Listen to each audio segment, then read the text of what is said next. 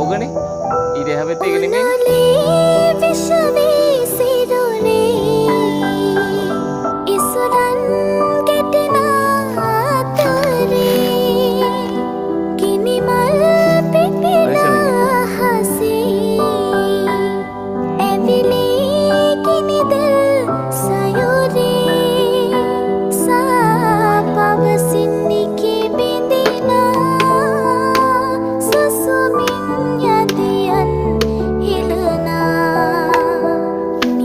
ගණන් කරන්න බෑ.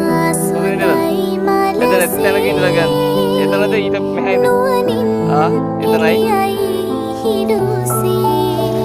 ගණන් ගන්නද? පුරුකය.